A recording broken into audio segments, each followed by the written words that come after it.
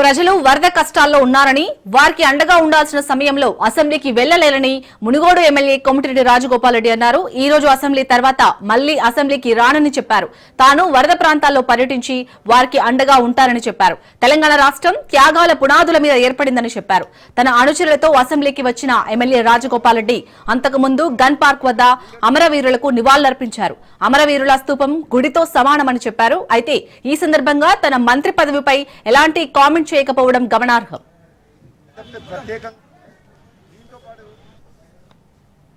రాష్ట్రం ఒక స్తూపం అమరవీర స్తూపం అంటే మాకు గుడితో సమానం. ఈరోజు తెలంగాణ రాష్ట్రం కోసం అయితే ప్రాణాలు అర్పించిండ్రో అమరవీరులు ఎప్పుడు ప్రజల గుండెల్లో ఉంటారు సజీవంగా.